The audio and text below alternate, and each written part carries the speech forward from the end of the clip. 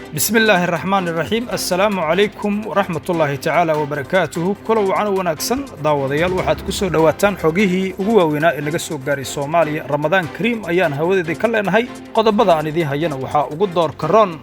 musharaxiinta u taagan qabashada xilka madaxtinimada dalka oo diiday codsi uga yimid farmaajo kadib markii uu dalbaday in musharaxiinta uu la kulmo Mareykanka oo soo celiyay saraakiil oo horay uga baxay gudaha Soomaaliya haddaba sababtu maxay tahay cabdiraxmaan cabdishakuur oo shaaciyay in madaxweynaha galmudug uu taageeray qorshaha muddo kororsiga qodobada kale aan idin hayo waxa ka mid noqonaya igad oo beesha caalamka u jeedisay tallaabo xal u ah xiisadda doorashada Soomaaliya qodobada kale aan idin soo gudbinayo waxa ka mid noqonaya wasiirka amniga galmudug Axmed Macali Fiqi oo raaligelin u jeediyay halgamayaasha shirka leh maxay tahay raaligelintaasi waan idin soo gudbin doonaa qodobadaas iyo qodobo kale aan idin qarinayo ayaan idin soo baahin doonaa ee ku soo dhawaada mar kale iyo xogihii ugu waaweynaa ee naga soo gaaray Soomaaliya oo aad kala socotaan Bahda TV waqti wacan ayaan idin rajeenayaa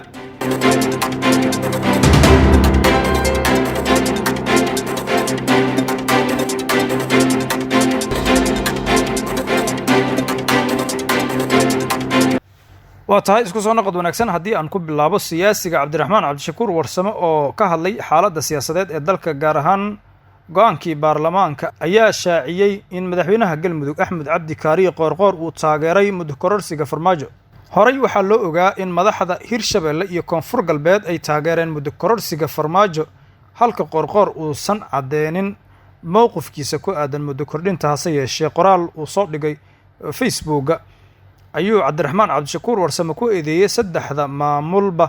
inay taageereen muddo kordhinta loo sameeyay madaxweynaha waqtigiisu dhamaaday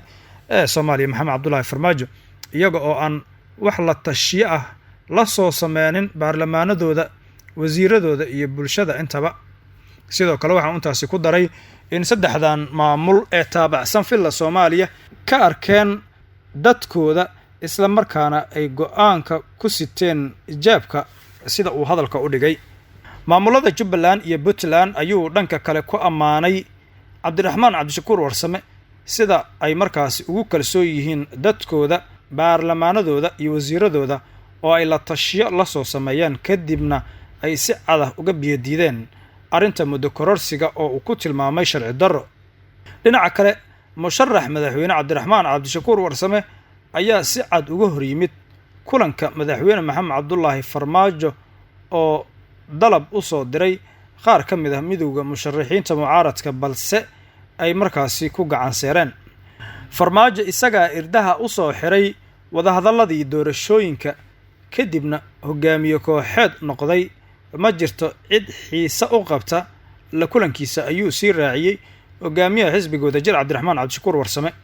hadalkan ayaa ku soo aadaya iyadoo horay warbaahinta dawladda ay u shaacisay warqad la sheegay inay si wadajir ah u soo saareen maamul goboleedyada Galmudug Hirshabelle iyo Koonfur Galbeed oo lagu taageeray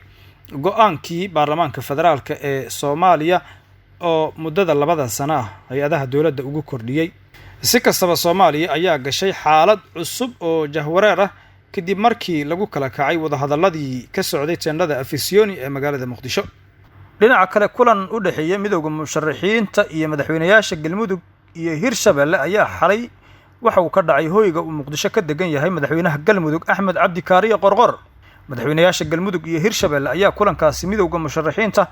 kula wadaagay fariin ay uga wadeen madaxweyne Farmaajo taas oo ah in musharaxiintu ay aqbalaan kulan uu ka soo dalbaday madaxweynaha waqtigiisu dhamaaday ee Farmaajo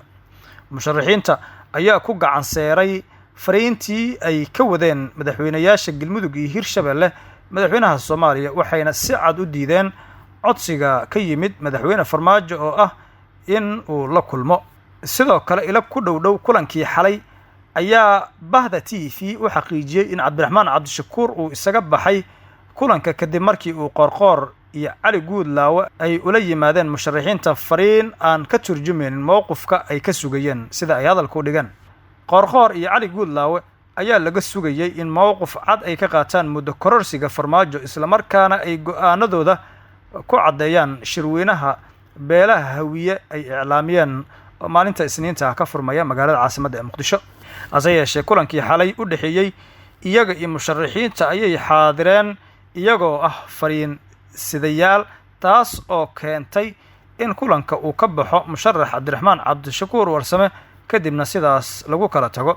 Bahda TV ayaa sidoo kale waxa ay heshay xog ku saabsan in kulanka haddii ay aqbali lahaayeen in hogaamiyaasha mucaaradka iyo madaxweynayaashii hore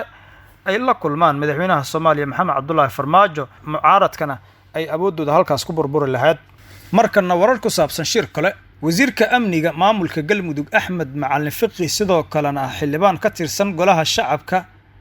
ayaa raaligelin ka bixiyay hadaladii ka soo yeeray xildhibaano xalay shir jaraa'id ku qabtay magaalada caasimadda ee Muqdisho oo weeraray xildhibaanada tagay shir kale ee taageeray Saadax John.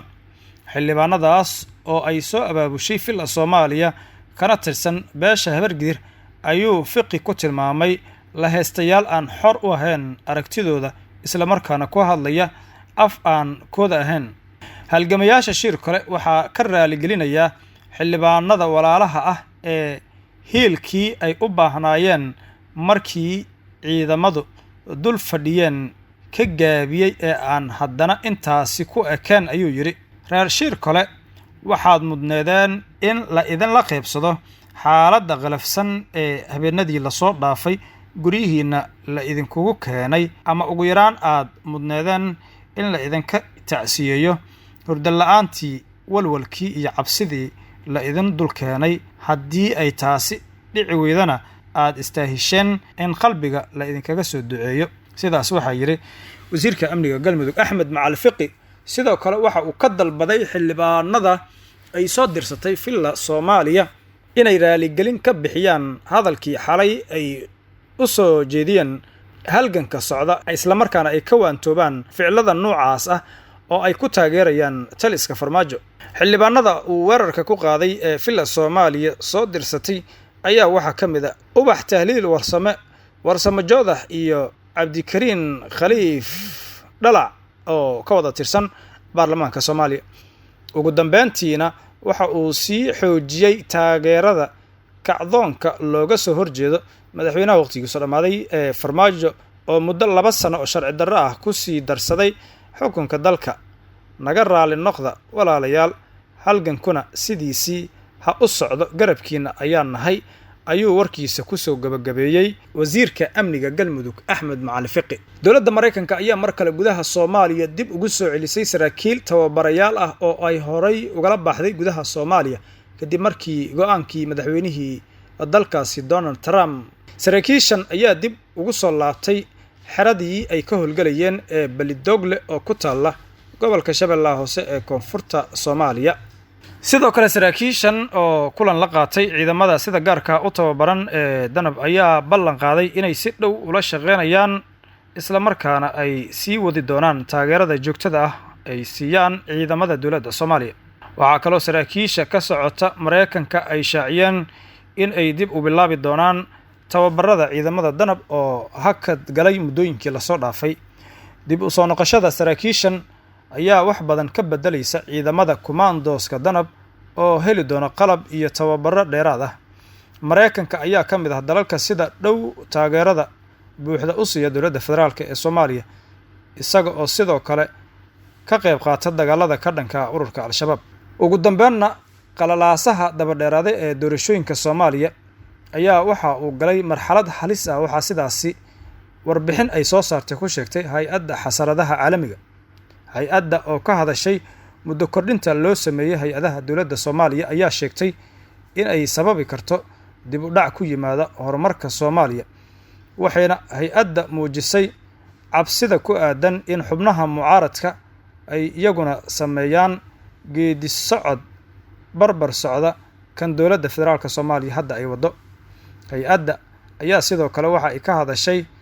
muddo kordhinta loo sameeyay dowladda Soomaaliya oo markaasi ay ku tilmaamtay in aan loo marin hannaan sharci ah. ugu dambeyn hay-adda ayaa si cad u sheegtay in laga soo gudbay waqtigii la sugi lahaa in siyaasiyiinta Soomaalida ay keligood go'aan gaaraan maadaama muddo badan la isku fahmi waayay, waxayna tilmaamtay in khilaafkan uu fursad weyn siiyey kooxda Al-Shabaab, sidoo kalena uu caqabad ku noqday horumarkii ka socday guud ahaan dalka Soomaaliya. madaxweynaha dowlad goboleedka Hirshabelle Cali Cabdullaahi Xuseen Guudlaawe ayaa si adag uga hadlay qarax miino oo shalay gelinkii dambe lagu dilay Korneel Yaasiin Cabdi Tooxow oo ka tirsanaa ciidamada xoogga dalka Soomaaliyeed. Ugu dambeyn madaxweyne Cali Guudlaawe ayaa tacsi tiiraanyo leh u diray ehelada, qaraabada iyo asxaabta iyo guud ahaanba ciidamada xoogga dalka Soomaaliyeed ee marxuumku uu ka baxay, isaga oo sidoo kale u rajeeyay in eebba uu ka waraabiyo Jannatul Firdawso. sidoo kale madaxweynaha Hirshabelle Cali Cabdullaahi Xuseen Guudlaawe ayaa amray laamaha ammaanka inay jawaab degdeg ah ka bixiyaan falka lagu dilay sargaalkaasi oo ka howlgalayay Shabeellada Dhexe. guud ahaanna waa nagintaa xogihii ugu waaweynaa ee naga soo gaaray Soomaaliya oo aad kala socoteen Bahda TV. Ramadaan Kariim ayaan idin leenahay.